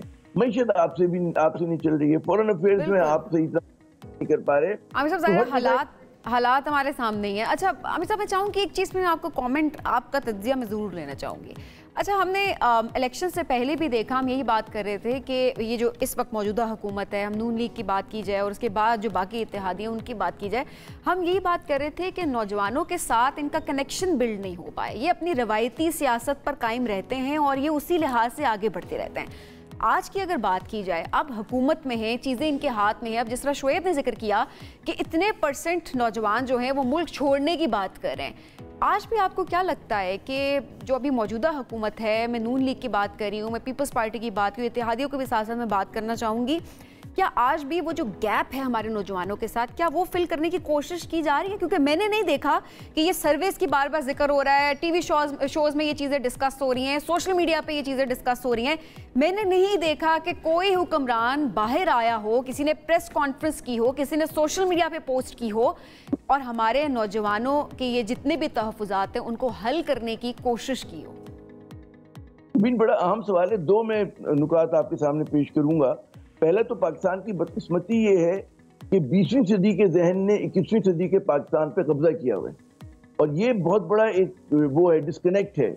आज के पाकिस्तान में हुक्मरान जो है वो माजी की जहनियत रखते हैं, 19वीं सदी का जहन है इनका, 20वीं का भी नहीं है। अच्छा, उसकी मिसाल ये मिलती है, आप तसव्वुर करें, पंजाब हुकूमत की मिसाल करें, मरियम नवाज साहिबा रिलेटिवली मतलब यंगर ब्रीड ऑफ पॉलिटिशियन है, उनके साथ जो लोग हैं, मरियम औरंगजेब माजी में इंफॉर्मेशन मिनिस्टर रह चुकी हैं, अज़मा बुखारी साहिबा अच्छी एनलाइटन खातून है, लेकिन वहाँ से जो तजवीज़ आती है 21st सेंचुरी पाकिस्तान में कि 6 दिन के लिए सोशल मीडिया के प्लेटफॉर्म्स बंद कर दें। आप तसव्वुर करें ना कि क्या क्या ज़हनियत, आपका कैसे कनेक्शन बनेगा नौजवानों के साथ। अच्छा, फिर आप कल की कार्रवाई देखें, दिलचस्प है कि आप जो है ट्विटर के ऊपर, एक्स के ऊपर आपने कहा जी 17 फरवरी से जो पाबंदी है वो नेशनल सिक्योरिटी का इशू है। अगर इतनी ही बुरी चीज़ है, इतना ही बड़ा शैतानी चरखा है, तो मुझे कोई ये बताए कि वज़ीर आज़म हाउस क्यों रोज ट्वीट, वज़ीर आज़म जो है रोज करते हैं। वीपीएन का इस्तेमाल होता है जो कि देखा जाए तो गैर आईनी है। तो ये जो है खुदा आपका भला करे, हर वजारत है, बिलावल भुट्टो जरदारी है, हुक्मरान जमात है, बड़े बड़े हमारे गवर्नमेंट के महकमे क्यों ट्विटर इस्तेमाल करते हैं? आपने क्या किया है कि आपने आम आदमी के लिए हराम करार दे दिया, और क्योंकि आपके पास वीपीएन के पैसे हैं, आप डॉलर खर्च करके क्रेडिट कार्ड के जरिए वीपीएन ले सकते हैं, आप लोग इस्तेमाल कर रहे हैं, तो आपने एक और ब्लीड करने का रास्ता अपना लिया कि जी यहाँ से हमारे डॉलर खर्च हों। आप इतना डरते क्यों हैं? अगर कोई 2 लाइन में 6 लाइन में तनकीद कर रहा है हुकूमत पे, तो इससे कोई नेशनल सिक्योरिटी इशू नहीं हो रहा है। वो तनकीद तो अब भी हो रही है, वो तनकीद तो लोगों के दिलों में है, लोग सोते जागते उठते बैठते आपके ऊपर तनकीद कर रहे हैं, ठीक है ना। वो अच्छी बात है, तहरीर में आ जाती, वो अच्छी बात है कि जनाब जरा से लोगों का कैटारसिस निकलता। तो ये अजीब व गरीब जहनियत है, और ये मतलब है पनपने वाली नहीं। आप उससे जो है न्यू इकोनॉमी को तबाह करते हैं, अपनी उस इकोनॉमी को तबाह करते हैं कि जो इंटरनेट के ऊपर चल रही होती है, जो सोशल मीडिया प्लेटफॉर्म पे चल रही होती है, हमारे बच्चे जो हैं वो काम कर रहे होते हैं। तो ये अजीब व गरीब आपने बात की कि जी नौजवानों के लिए क्या है, तो नौजवानों के लिए तोहफा है, एक्स के ऊपर पाबंदी लगा दें, तो सोशल मीडिया प्लेटफॉर्म्स बंद कर दें, ठीक है ना। तो ये है मतलब हर चीज पे टैक्स लगा दें, बच्चों से दूध छीन लें, उनसे मक्खन छीन लें, तो ये इस हुकूमत का वो है। अगर हम देते टैक्स, हम दे रहे हैं टैक्स, लेकिन आप हुक्मरान शराफिया भी तो कुछ करें, क्यों नहीं बड़ी गाड़ी से छोटी गाड़ी में आ जाते? ये क्यों मई जून की अलामती ही सही, लेकिन वो करना चाहिए ताकि एटलीस्ट फील तो हो आवाम को कि हुक्मरान अंडरस्टैंड कर रहे हैं। मेरा अर्ज करना ये कि क्या मई जून जुलाई की गर्मी में क्यों इंपोर्टेड सूट पहनकर टाइया लगा के घूम रहे हैं? गर्म मुल्क है, एसी बंद करें, बैठे कुर्ता पैजामा में, शलवार में, धोती में, अपने कौमी लिबास में बैठे। जो कौमें तब्दीली चाहती हैं उस तरह के इक़दाम करती हैं। ये लाइटर नोट, आपने जो कि कहा कि लिबास की बात हुई, वज़ीर आज़म साहब धोती कुर्ता कैसा लगेगा? अच्छा लगेगा, इसमें क्या शर्म की बात है, हमारा कल्चर है भाई। आपके पंजाब को लोग पहनते हैं, इसमें क्या बुरी बात है? ठीक है ना। अगर आप शलवार कमीज पहनते तो हमारा कल्चर है, हमारी सकाफत। आप लोग खुद अगर अपनी चीजों को इज्जत नहीं देंगे, आप एक मीटिंग उसकी जबान अंग्रेजी रखते हैं ताकि जो लोग जिनकी अंग्रेजी कमजोर हो वो बेचारे आइसोलेट हो जाए, उनको निकाल दिया जाए। तो ये तो आपकी कॉलोनियल मेंटेलिटी है भाई। तो जब भी पाकिस्तान पनप नहीं रहा, आप भारत को देखिए, वहाँ से इस्तेमाल होती है, वो अपनी उसी गाड़ी में करते हैं। उनका जो लीडर है मनमोहन सिंह हो, ये मोदी हो, ठीक है, वो अपने बड़े स्टाइलिश किस्म की जैकेट पहनते हैं, लेकिन वही कुर्ता पैजामा पहन कर देखा जा रहा है वो आदमी, ठीक है ना। तो आप दुश्मन से ही कुछ सीख ले, उसकी कोई अच्छी बात तो जहां से मिल जाए सीख लेनी चाहिए। आमिर साहब, बहुत अहम बात है। शुक्रिया साथ मौजूद थे। यूं तो अभी अदालती मामला पर करनी थी, लेकिन वक्त बड़ा मुख्तसर था। Thank you very much for joining us today Aamir साहब। एक ब्रेक की तरफ बढ़ना, नाज़रीन ब्रेक से वापस आएंगे, stay with us. Welcome back जी। अब हमारे साथ 2 ऐसे स्टूडेंट्स मौजूद हैं जिन्होंने पाकिस्तान की पहली अर्बन इलेक्ट्रिक कार बनाने का एजाज़ हासिल कर लिया है, और इनकी ज़बरदस्त कामयाबियों का ये जो सिलसिला है कर लिया है, काफ़ी अर्से से कर चुके हैं, बल्कि 2009 की बात की जाए तो ये तब से जारी है। अच्छा, अब तक 17 माहौल दोस्त गाड़ियाँ इन्होंने बनाई है, और इनकी जो कार है वो इस वक्त जो है उसको काफ़ी पज़ीराई मिल रही है इनकी गाड़ियों को। अच्छा, ये कार जो है वो इंटरनेशनल एफिशिएंसी चैलेंज जो टेक्नोफेस्ट है उसमें भी हिस्सा ले रहे हैं ये लोग। अब लेट्स सी कि ये क्या है। और मुझे एक चीज़ बहुत अच्छी लगी वो ये कि हम हमेशा, अब लोग ज़ाहिर है इस क्वेश्चन भी कर रहे होंगे, इलेक्ट्रिक कार्स ये तो बनती रहती हैं, इसमें ऐसी क्या बात है? प्रोफेशनल्स बनाते हैं, कंपनीज बनाती है, एक बजट उसके अंदर इन्वॉल्व होता है, लेकिन हमारे जो स्टूडेंट्स हैं, हमारे यंगस्टर्स, अगर वो इतनी सी एज में इतना कुछ अचीव कर रहे हैं तो ये वो चीज़ है जिसको हम सबको चेरिश करना बहुत ज़्यादा ज़रूरी है। बिल्कुल। तो स्टूडेंट्स साथ मौजूद हैं, सैयद मोहम्मद सुबहानी और यूसुफुद्दीन अहमद आज हमारे साथ मौजूद हैं। आप दोनों का बहुत शुक्रिया। सुबहान, आपसे आगाज़ करूंगा। सबसे पहले डिफाइन करें अर्बन इलेक्ट्रिक कार क्या होती है? अस्सलाम वालेकुम। अर्बन इलेक्ट्रिक कार की जो मैं आपको बेसिक डेफिनेशन बता सकता हूँ वो ये है कि एक इलेक्ट्रिक कार है और अर्बन से मुराद है जो कि शहर में रोड्स पे चलने के लिए कंपैटिबल है। अब शहर की रोड्स सही भी हो सकती हैं, ख़राब भी हो सकती हैं और जंप्स भी हो सकते हैं। तो एक अर्बन इलेक्ट्रिक कार इस चीज़ को डिफ़ाइन करेगी कि एक इलेक्ट्रिक कार जो कि सिटी रोड्स के ऊपर और उस पर चलने के लिए कंपैटिबल है। अच्छा, ये जो आप लोग यूसुफ, आप इसको अगर इस पे कमेंट कर सकें, हमें बताइए कि सफ़र 2009 से शुरू हुआ, 17 गाड़ियाँ आपने बनाई, किस तरह से उनकी एक सक्सेसफुल स्टोरी हम सुनना चाहेंगे, कहाँ कहाँ से पजराई मिली, कैसे सफ़र आपने शुरू किया, तो थोड़ी सी स्टोरी हमें थोड़ा बैकग्राउंड दीजिएगा। हम 2009 से हमारी टीम है और हम पहले शेल का एक कंपटीशन होता था, शेल इको मैराथन, उसमें जाते थे। उसमें अलग तरह की गाड़ी होती थी, पहले वो फुली इलेक्ट्रिक भी नहीं होती थी, फिर 3 व्हील होती थी, कभी 2 व्हील, इस तरह की होती थी। वो प्रोटोटाइप होता था एक आइडिया सिंगल सीटर टाइप की। अब इस साल से पहली दफ़ा हमने शुरू किया कि टर्की में टेक्नोफेस्ट इवेंट होता है, उसमें पार्टिसिपेट करेंगे। इसके लिए हमने first time fully electric 4 wheel 2 seater गाड़ी बनाई है। ग्रेट। थोड़ा सुभान बताएंगे कितना खर्चा आया, क्या स्पीड होती है इस गाड़ी की, और चूँकि ज़रा माहौल तो उस गाड़ी की हम बात करें तो कितना इंपॉर्टेंट था इस पर काम करना। व्हीकल की स्पेसिफिकेशंस के बारे में बताऊं तो इसकी स्पीड है एक जो मिनिमम गाड़ी की होती है, जो एक मिनिमम रोड स्पीड होती है 60 किलोमीटर्स पर आवर। और इसकी जो एफिशिएंसी है, हमने एफिशिएंसी पे ज़्यादा काम किया है। तो ये एक कंप्लीट चार्ज में ये आपको कराची से हैदराबाद जा सकती है एक कंप्लीट चार्ज में, which is equal to 70 rupees. तो 70 रुपीज़ में आप कराची से हैदराबाद जा सकते हैं इस गाड़ी के अंदर। खर्चा कितना है? कॉस्ट जो कॉस्ट हमें लगी इसको गाड़ी को जो खर्चा आया बनाने में वो था 30 लाख रुपए, 3 मिलियन। यस। अच्छा, सही। अच्छा, अब ज़रा बताइएगा कि ये जो इंटरनेशनल एफिशिएंसी चैलेंज टेक्नोफेस्ट है, इसमें आप लोग पार्टिसिपेट करने वाले हैं, थोड़ा इस फेस्ट के बारे में बताइएगा। टर्की में एक कंपटीशन होता है जो कि एफिशिएंसी चैलेंज के अलावा इसके अंदर और भी बहुत सारे चैलेंजेस होते हैं। तो इस बार लेकिन पाकिस्तान से हमें एक एजाज़ हासिल है कि हम लोग पाकिस्तान से पहली एंड ओनली टीम बनेंगे जो कि टर्की में ये एफिशिएंसी चैलेंज में पार्टिसिपेट करेगी। ये जो टर्की का जो टेक्नोफेस्ट है स्पेसिफिकली, ये ऐसे होता है कि इसके अंदर बहुत सारे अलग अलग कॉम्पिटिशन्स होते हैं। इसके अंदर कार्स भी इन्वॉल्व होती हैं, ड्रोन्स भी इन्वॉल्व होते हैं। तो जो कार्स का जो कंपटीशन होगा स्पेसिफिकली जो एफिशिएंसी चैलेंज होगा, उसमें हम लोग पहले पाकिस्तान की पहली टीम बनेंगे इंशाल्लाह कम्पीट करने वाले।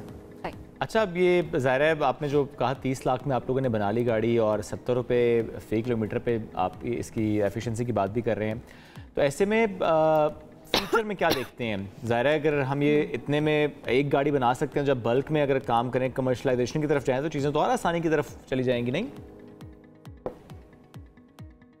बिल्कुल सही कह रहे हैं आप। अभी देखें इसकी कोई लाइन नहीं है, कोई प्रोडक्शन लाइन नहीं है। इस पर जो मशीनिंग हुई है वो एक इंडिविजुअल चीज़ को लेके हुई है। इसकी इंशाल्लाह जब हम लोग इंडस्ट्रियलिस्ट के साथ, पहले तो हम लोग इसको कंपटीशन में लेके जा रहे हैं, इसको दूसरे जितने भी जो कि लोग इसके बारे में माहिर हैं उनसे पहले तो हम लोग इसको इवेल्युएट करवाएंगे। कंपटीशन में लेके जाने का मकसद हमारा यही है। फिर इसके बाद हम लोग इंडस्ट्रियलिस्ट के साथ मिलके इसकी एक पूरी इसको इंडस्ट्रियलाइज करना चाहते हैं। जब इंडस्ट्रियलाइज हो जाएगी इंशाल्लाह तो इसका जो हमें 30 लाख रुपए की कॉस्ट चाहिए वो कि कम होके 12 लाख 15 लाख ऐसे हो सकती है। 12-15 लाख में गाड़ी पाकिस्तान में बन जाएगी, ये तो बहुत अच्छी बात है। लग रहा है ऐसा हो जाए, क्योंकि नॉर्मली हम सुनते तो हैं लेकिन होता देखते नहीं है। कितने में ये पूछे। और अच्छा, इसमें जो पहले 16 गाड़ियाँ थी उसमें से कोई ऐसी गाड़ी जो कि आपको लगा हो कि वो अभी तक सड़कों पर है और वो अच्छा उसका काम चल रहा है? जो कॉन्सेप्ट्स हमने बनाए थे वो कॉन्सेप्ट्स बहुत ज़्यादा इनोवेटिव से थे, लेकिन वेरी सैडली उसको जो है कभी किसी इंडस्ट्रियलिस्ट ने या कभी किसी इंडस्ट्री ने उसके साथ ये दुख की बात है कि इतने अच्छा काम हो रहा है लेकिन इंडस्ट्रियलिस्ट उसको सीरियस नहीं लेते। हालांकि जिस तरह आपने खुद कहा कि 3 मिलियन की आपकी गाड़ी बन गई, अगर आप इंडस्ट्रियलिस्ट कोई साथ मिल जाए तो ये 12-15 लाख में गाड़ी तैयार हो जाएगी।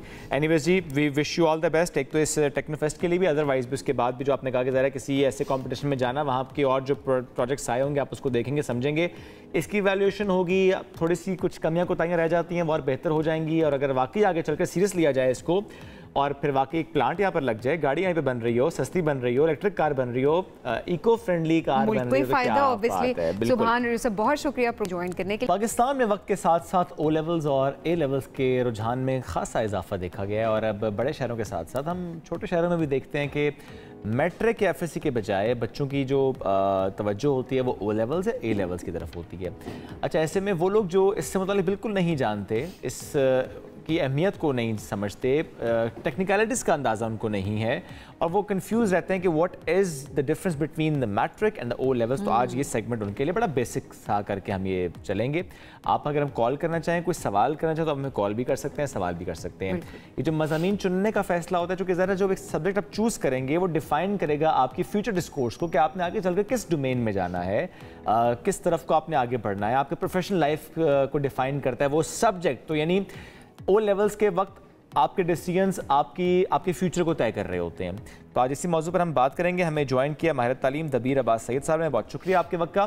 सर, सबसे पहले ये बताएं कि जो रुझान की हम बात कर रहे हैं, ओ लेवल्स एंड मैट्रिक का जो एक कंपैरिजन हम करते हैं कि पहले की निस्बत अब ज़्यादा हम देख रहे हैं कि लोग ओ लेवल्स की तरफ जाते भी हैं, शायद ज़्यादा अवेलेबिलिटी भी है, स्कूल ज़्यादा ऑफर भी कर रहे होते हैं, but how do you see this trend? सबसे पहले thank you very much for inviting me on the show. ये हम बेसिकली इसी बेसिक क्वेश्चंस के ऊपर सैनपाई के तवस्सुत से हर हफ्ते एक इस तरह का शो करते हैं जिसमें हजारों लोगों के हम इसी तरह के सवालात का जवाब देते हैं। And I would like to thank you for bringing this to the national television, ताकि ये हर किसी को ये सवालों के जवाबात मिल सके। अच्छा, इसमें बेसिकली जो सबसे बड़ी अगर आप एस्पेक्ट की बात करें कि ओ लेवल या ए लेवल की तरफ रुझान क्यों हुआ है, तो हमारे यहाँ जो आज 21st सेंचुरी के अंदर स्टूडेंट का प्रोडक्ट है, जिसने मार्केट में जाके compete करना है नेशनली इंटरनेशनली, वो बहुत ज्यादा स्किल बेस्ड हो चुका है। अनफॉर्चुनेटली हम ये देखते हैं कि जो हमारा मैट्रिक या एफएससी का सिस्टम है, वहां पे स्किल बिल्डिंग पे इतना जोर नहीं दिया जाता।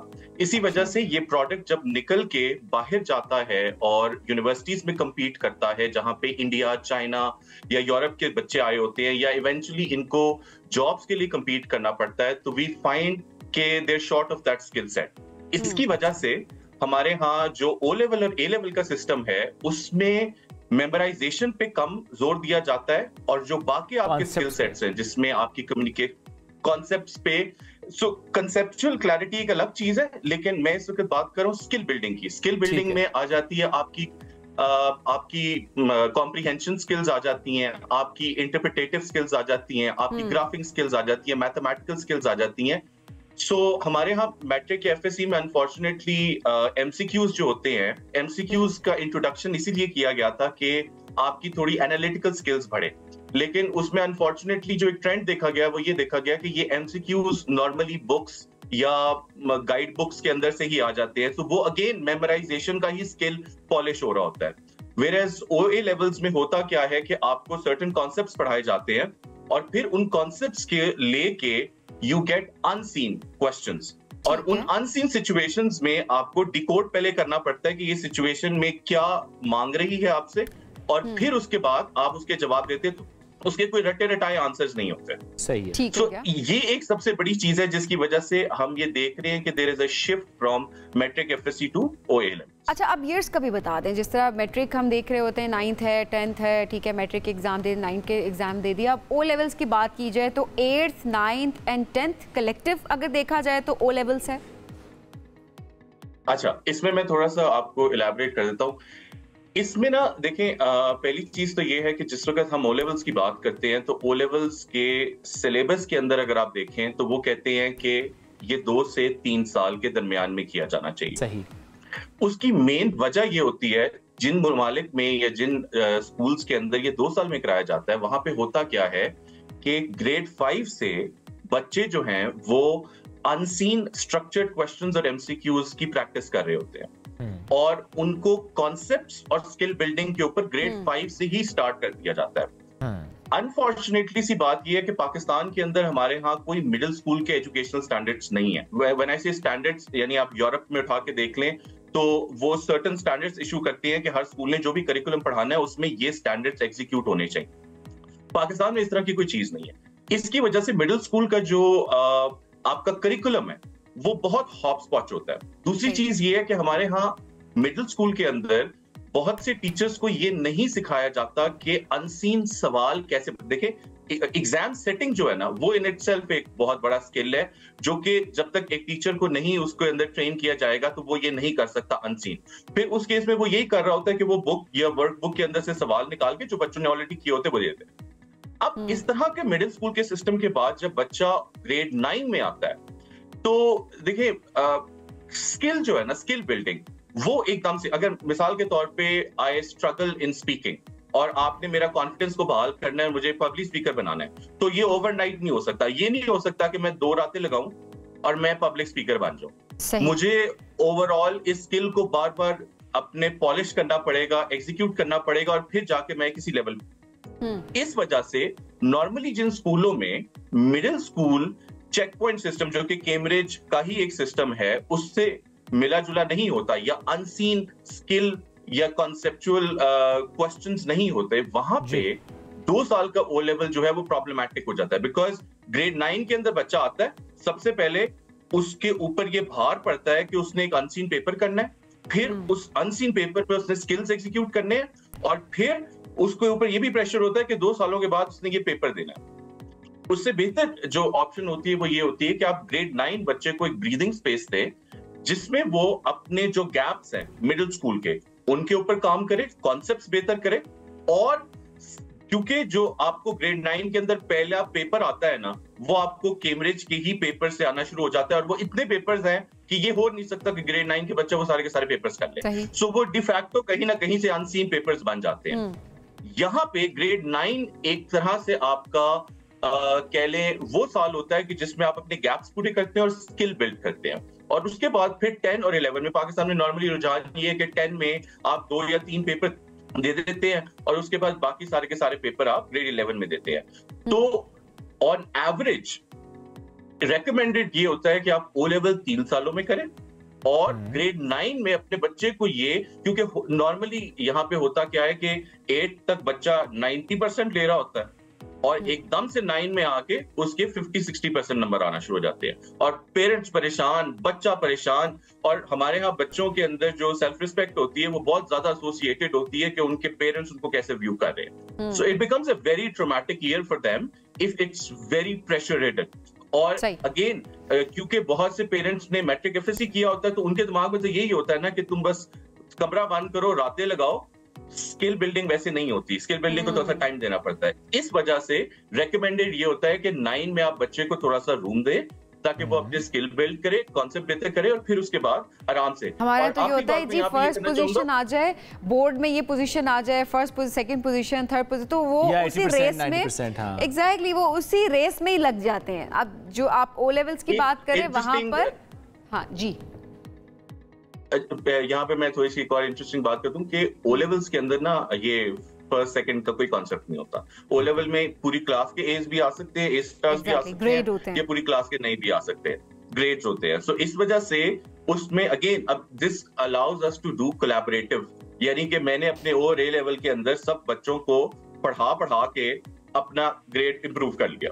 कोई ना कोई चैलेंज तो होता है ना इनके लिए भी, ओए लेवल्स जिन्होंने किया होता है। सबसे बड़ा चैलेंज फाइनेंशियल चैलेंज है, क्योंकि आप अगर देखें कैम्ब्रिज की फ़ी अगर आप देखें, सो आज हम बात कर रहे हैं अगर, तो हमारे एक आम घराना कैसे ओ लेवल्स या ए लेवल्स को अफोर्ड कर सकते हैं। हम तो अभी बड़ी मुश्किल क्राइसिस से एक तरह से हम गुजर रहे हैं। आई थिंक यहीं पे दिस इज वेयर आई कम इन कि मैं पढ़ा तो 10-12 साल से रहा था और मेरा ताल्लुक डिबेटिंग से भी था, डिफरेंट सब्जेक्ट से भी था, लेकिन वन ऑफ द थिंग्स कि जिसमें मुझे बहुत ज्यादा एक समझ लें कि इम्पैक्ट मुझे अपना फील हुआ वो सैनपाई था। इट वाज द नेटटेक प्लेटफॉर्म जहां पे हमने बेसिकली यही ओ लेवल, क्योंकि हमने ये देखा कि पाकिस्तान के अंदर छोटे शहरों में क्योंकि अब ओ लेवल जाना शुरू हो गया है, तो हमने किया क्या कि हमने ओ लेवल को ही पकड़ा और उसको हमने पहले तो फन बनाया, यानी कि किताबें इंग्लिश में होती हैं, बच्चे उर्दू में पढ़ रहे होते हैं। हमारे यहाँ अगर आप यूट्यूब पे देखिए कोई उर्दू का कंटेंट नहीं है, क्योंकि उर्दू का कंटेंट नहीं है। अब बच्चा पहली दफा तो उर्दू में पढ़ ले, उसके बाद उसको इंग्लिश में कर ले तो कोई मसला नहीं है, लेकिन अगर वो पहली दफा ही इंग्लिश में होगा और उसको समझ ही नहीं आएगी तो वो फायदा नहीं, कश्ती स्टार्ट ही नहीं होती, फायदा ही नहीं होता। तो इसलिए हमने क्या किया कि हमने पहले तो कंटेंट बनाया जो कि फन था और वो ओ लेवल के पैटर्न का था। दूसरा, हमने उसको एग्जैक्टली मैप किया ओ लेवल की जर्नी से।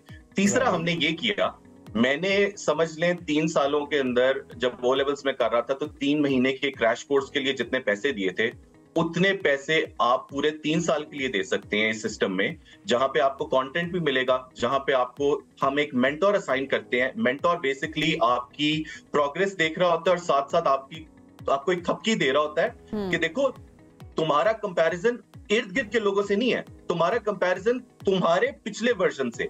तुम्हारा पिछले वर्जन में तुमने यू से सी या डी तक आए थे, अब डी से डी तक आ जाओ, कोई मसला नहीं है। सो उसमें एक मेंटोर असाइन होता है और last but not the least उसके अंदर हम वो सारी की सारी चीजें जो कोई भी और एकेडमी या स्कूल करता है हम वो ऑनलाइन करते हैं। And this is so affordable.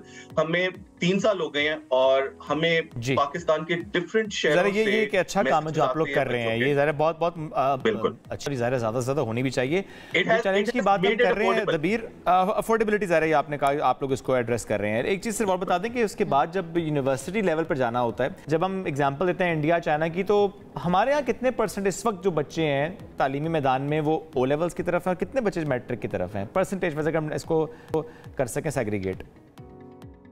अगर आप परसेंटेज की बात करें तो पाकिस्तान से इस वक्त मेरे ख्याल से 4 से 5 लाख बच्चे जो है वो ओ लेवल्स देते हैं, उसके अलावा बाकी सारे के सारे मैट्रिक की तरफ है। तो परसेंटेज ओ लेवल की बहुत कम है, but it is a growing percentage.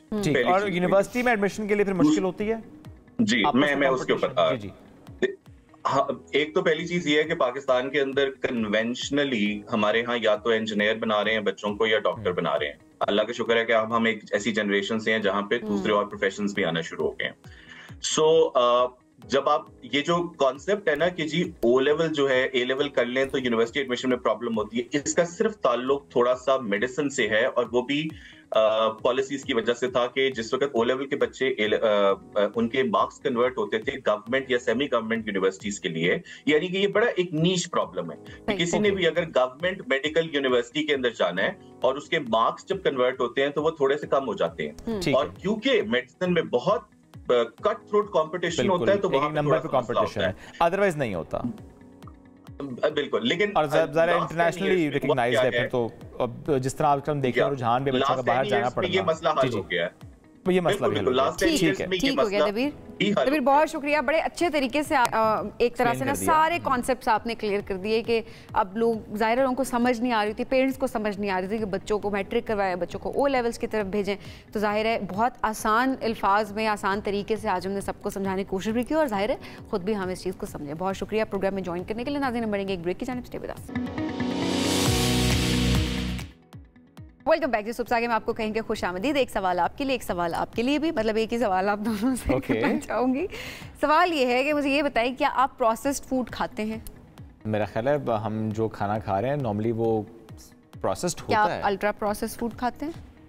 What is ultra processed food? ये वाली बात मुझे भी नहीं पता था, थोड़ी देर पहले मुझे पता लगा, लेकिन हम मजीद जानने की कोशिश करेंगे कि प्रोसेस्ड फूड बेसिकली क्या होता है, अल्ट्रा प्रोसेस्ड फूड क्या होता है। क्योंकि हमने अक्सर बात की कि ये जी प्रोसेस्ड फूड है ये मत खाएं। अमूमन घर के अंदर भी हम ये टर्म सुन रहे होते हैं, डॉक्टर से हम ये टर्म सुन रहे होते हैं। हम में से कोई ये नहीं सोचता कि अल्ट्रा प्रोसेस्ड फूड जो है उसका हम किस तरह से डेली बेसिस पे इस्तेमाल कर रहे होते हैं। अच्छा, मुझे ये पता चला जो आम घर में आप किचन की चीजें आप जो यूज कर रहे होते हैं, चिकन की भी सही है, चिकन जिस पे बना रहे होते हैं, जो किचन में ना गया वो उसके साथ ये हो जाता है। किचन की चीजें चिकन बनाने में लास्ट टाइम कब गई थी किचन में? जब भी गई थी। कब?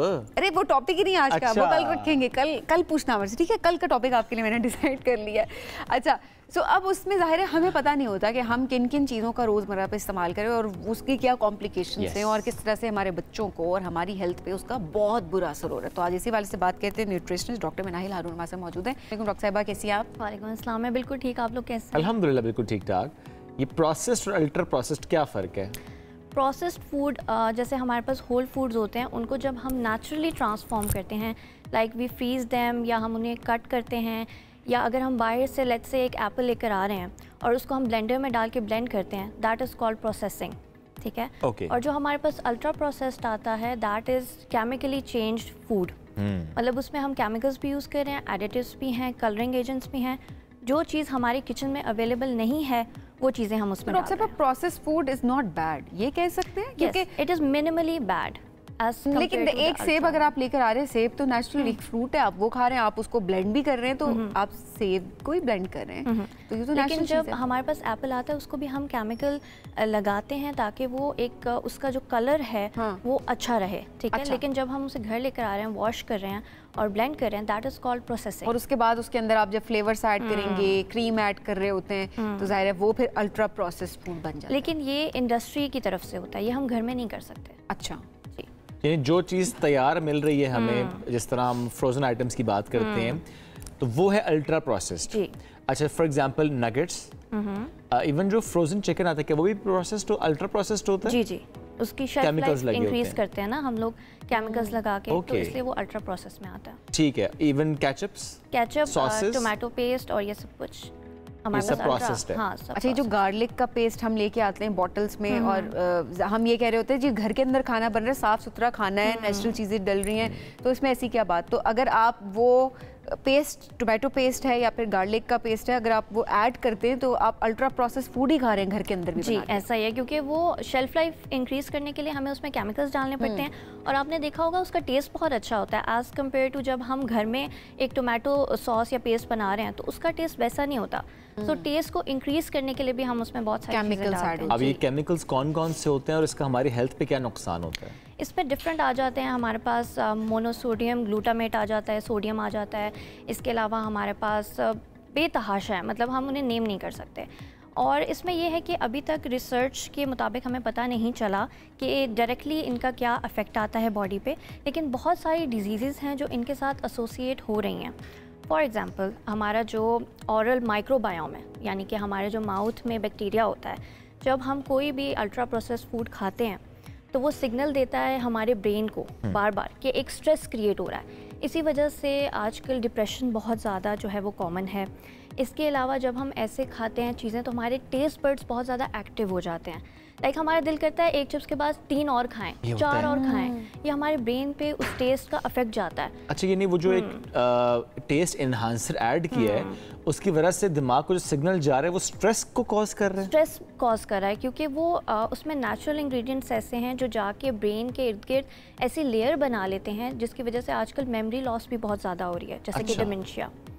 और इसी तरह जब वो हमारे गट में जाते हैं तो गट माइक्रोबायोम, यानी कि गट में हमारे पास बैक्टीरिया होते हैं, तो वो उन बैक्टीरिया को भी जाके नुकसान पहुंचाता है, जिसकी वजह से हमारी डाइजेशन ख़राब हो जाती है। और आजकल जैसे हम कहते हैं हमें एसिडिटी हो रही है या हमारी डाइजेशन नहीं प्रॉपर, ओबेसिटी फेस कर रहे हैं, इसी वजह से, क्योंकि लो डाइजेशन होगी तो आप ओबेसिटी की तरफ जाएंगे, and obesity itself is a disease. हमारी हेल्थ के लिए जो चीज़ नुकसानदेह है, जो केमिकल नुकसानदेह है, जिसके हवाले से कुछ चीज़ें सामने ऑलरेडी आ चुकी हैं, यानी प्रूवन फैक्ट्स हैं, वो चीज़ें अवेलेबल क्यों हैं फिर? देखिए, why these products have certificates then? देखिए, excess of everything is bad. अगर हम उसे होल फूड के साथ मिक्स कर रहे हैं, जैसे कि हम चिकन बना रहे हैं, उसमें हमने टोमेटो पेस्ट डाल दिया है, अब उसके अंदर प्रोटीन है, वो कवर अप कर लेगा कहीं ना कहीं उस चीज़ को। लेकिन अगर सिर्फ हम पैकेट्स पे रिलाई कर रहे हैं, हम दिन भर वो पैकेट्स ले रहे हैं, उसके साथ होल फूड नहीं ले रहे बिल्कुल भी, तो फिर वो हमें अफेक्ट करेगा। अच्छा, इसलिए भी ज़रूरी है कि जो कि ज़ाहिर है शेल्फ लाइफ बढ़ानी समटाइम्स ज़रूरी है, इसलिए भी हो जाता है कि बहुत से इलाके ऐसे होते हैं जहाँ पर वो फिर आप स्टोर नहीं कर पाएंगे, ख़राब हो जाएगा, कि ख़राब ना हो जाए, उसकी ज़रूरत होती है। बट एक जो हेल्दी हम एक प्लेट का कॉन्सेप्ट होता है ना, वो बड़ा इंपॉर्टेंट है कि सारे पोर्शंस उसके अंदर मौजूद हों। कोशिश करें अवॉइड करें, लेकिन जाहिर सी बात है, शोएब ने बात की कि कभी ज़ाहिर मजबूरी होती है कि आपको करना होता है उन इलाकों तक पहुँचाने के लिए, या इनफैक्ट यहाँ पर भी ज़्यादा दिन तक आप स्टोर अगर करते हैं बिजनेस पॉइंट ऑफ व्यू से भी, तो जाहिर है उसमें ये बड़ा ज़रूरी है कि आप उसको अवॉइड जितना कर सकते हैं करें। डॉक्टर साहब बच्चों की बात करें, हम तो यही करते हैं, लंच बॉक्स उनका प्रिपेयर कर रहे होते हैं, तो अच्छा नगेट्स हैं, नगेट्स घर में तो बहुत कम लोग, मैंने नहीं देखा, मतलब बहुत कम होता है कि लोग बना रहे हो, पैकेट लिया बच्चों को फ्राई करके दिया और बस बात ख़त्म। अब उसमें भी बच्चों में क्या क्या मसाइल आते हैं जो हम देख रहे होते हैं, बच्चे सुस्त हो रहे होते हैं या फिर फोकस नहीं कर पा रहे होते, क्या ये भी वजह हो सकती है इसकी? अच्छा, आजकल न्यू रिसर्च ये है कि शुगर बहुत ज़्यादा अफेक्ट कर रही है बच्चों को, और ये शुगर कहाँ से आ रही है? ये अल्ट्रा प्रोसेस फूड से आ रही है, क्योंकि उसमें हाई अमाउंट ऑफ शुगर होती है।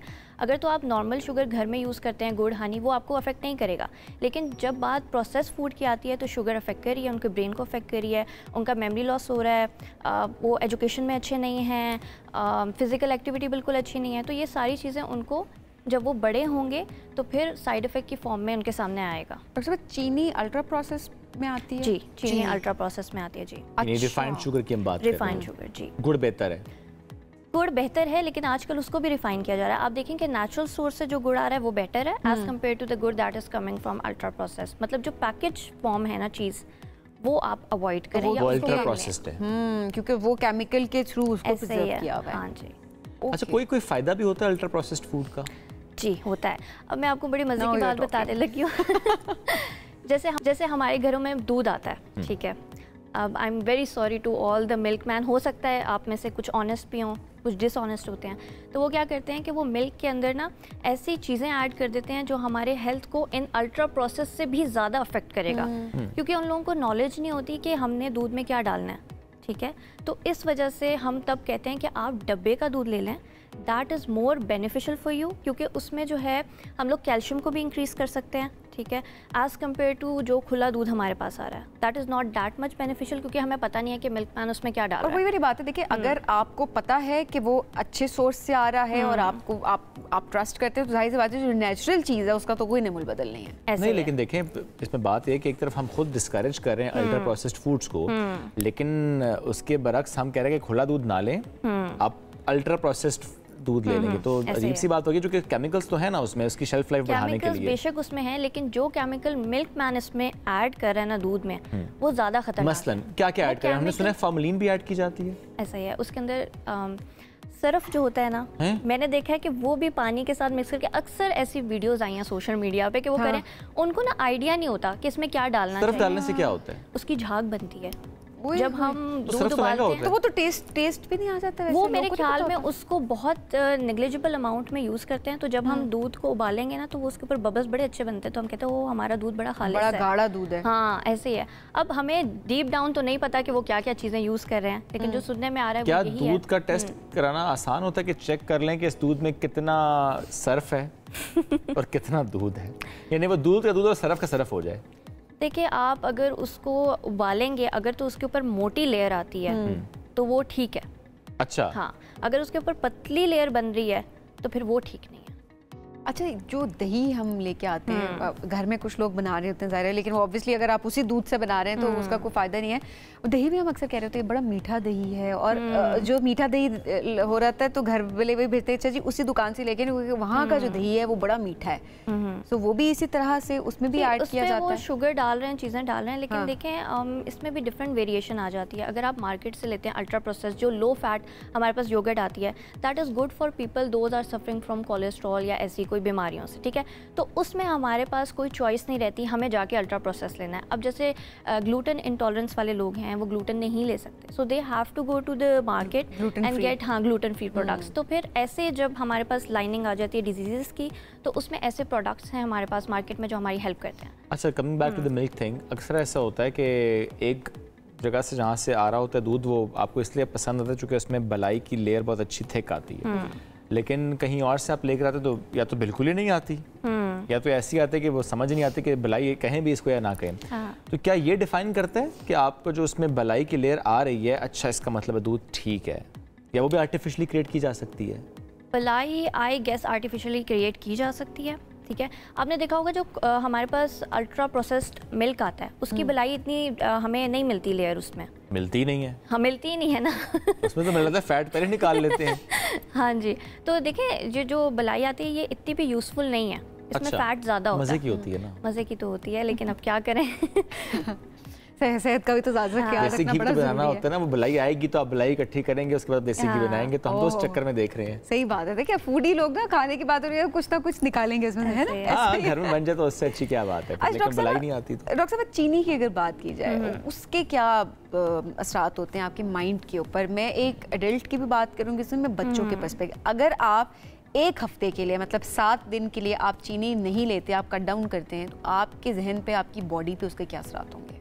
पहले दिन आपको बहुत बुरा लगेगा, आपका दिल करेगा आप हर इंसान को मार दें, क्योंकि वो चीनी जो है ना वो एक ड्रग की तरह हो चुकी है। हम सब एडिक्टेड हैं इस वक्त, हमारी हर जो फूड आइटम है उसके अंदर चीनी है, तो हम लोगों के ड्रग की तरह इस तरह से हो गया कि अब हम छोड़ ही नहीं सकते। पहले दिन छोड़ेंगे बहुत बुरा लगेगा, जब आप 15 डे पे अपने आप को देखेंगे, आप उसके बाद चीनी लेंगे ही नहीं। आप ये एक्सपेरिमेंट करके देखें, आजकल सोशल मीडिया पे भी बहुत ज़्यादा लोग एक्सपेरिमेंट कर रहे हैं कि 15 डेज़ चैलेंज, 16 डेज़ चैलेंज। उसमें बेनिफिट ये हो रहा है कि आपकी स्किन बहुत अच्छी हो रही है। जिन लोगों को एक्नी का इशू है वो एक्नी चली जाती है, क्योंकि आपका जो मैदा है वो ख़राब होता है चीनी से। इसके अलावा ये है कि आपके ब्रेन पे ऐसा इफेक्ट आता है लेजीनेस का, आप एक्टिव नहीं होते, आप कॉन्सेंट्रेट नहीं कर पाते। और बच्चों में जो सबसे बड़ा मसला देखा जा रहा है कि उनकी आई साइट बहुत ज़्यादा वीक हो रही है। शुगर से हम कहते हैं टीवी की वजह से हो रही है, बट शुगर की वजह से भी अब ये मसला और चूंकि बच्चे कैंडीज भी बहुत खा रहे हैं, बच्चे डोनट्स भी बहुत खा रहे हैं, बच्चे हर मीठी चीज़ खा रहे हैं, खा ही सिर्फ मीठी चीज़ रहे, एनर्जी तो वो दे रहा है उस वक्त इंस्टेंट आपको, लेकिन असल में आपको नुकसान कर रहे हैं। अच्छा, ऐसे में ये जो हम बात कर रहे हैं शुगरी ड्रिंक्स भी इसमें जो कि ऐड हो जाते हैं, ये क्या प्रूवन फैक्ट है कि जो शुगर इनटेक होता है वो कैंसर कॉजिंग भी होता है? जी ऐसा ही है, कैंसर कॉजिंग है, क्योंकि उसके अंदर एक एजेंट होता है मोनोसोडियम ग्लूटामेट, जो कि कैंसर सेल्स को जो है वो इंक्रीज कर देता है, और इस वजह से हमारी बॉडी में हमें कैंसर होता है, जिसे हम MSG कहते हैं। जी जी, MSG। और ये जितने प्रोडक्ट्स हम लेकर आते हैं जिसमें अगर इंग्रेडिएंट्स पे जाए वहाँ पे MSG लिखा हो, तो इसका मतलब है कि वो ना इस्तेमाल किया जाए? आप उसकी परसेंटेज देखें, कितनी परसेंटेज MSG की परसेंटेज कितनी हो तो आपकी सेहत के लिए नुकसानदेह नहीं है? अगर 25 से ज़्यादा है तो फिर आप उसको ना लें, 25 से कम है तो आप ले सकते हैं। ओके, 25% से ऊपर MSG किसी प्रोडक्ट में नहीं होनी चाहिए? प्रोडक्ट्स में होती है, उसके बगैर प्रोडक्ट नहीं बन सकता। जैसे हमारे पास इंस्टेंट नूडल्स आते हैं और ये चीज़ें आ जाती हैं, कार्बोनेटेड ड्रिंक्स, इसके बगैर प्रोडक्ट नहीं बन सकता। तो इसी वजह से जो है वो FDA ने बताया हुआ है ऑलरेडी कि आपने कितना अमाउंट लेना है। जैसे अगर आपने इंस्टेंट नूडल लेने हैं तो आप जो है वो एक ले सकते हैं रोज़। ये नहीं कि आप 2 पैकेट्स ले लें, 3 पैकेट्स ले लें। नहीं, लेकिन आप एक पैकेट नूडल का ले रहे हैं, उसके अलावा जो आप बाकी चीजें खा रहे हैं हो सकता है उसमें भी MSG में भी तो ऐड है ना, थोड़ी क्वांटिटी जो होती है वो तो अच्छी खासी क्वांटिटी। तो फिर ये वही आता है ना कि हम अल्ट्रा प्रोसेस्ड फूड बहुत ज्यादा ले रहे हैं, तो आप उसे कम करें। आप कम करें, हाँ बिल्कुल ठीक है। एक प्रोडक्ट ले लें, जैसे अगर आपने इंस्टेंट नूडल्स खाने हैं तो आप इंस्टेंट नूडल्स का इतना सा पोर्शन रखें और प्रोटीन का इतना पोर्शन रखें। ठीक है, तो उससे ये होगा कि प्रोटीन उसको बैलेंस आउट कर सकेगा। एक तो बैलेंस करना जरूरी है, दूसरी बात कोशिश ये करें कि कम से कम इस्तेमाल करें। बहुत शुक्रिया प्रोग्राम में वक्त देने के लिए। इसी के साथ आज के प्रोग्राम से इतना ही, दोबारा मुलाकात कल करेंगे। अल्लाह हाफिज।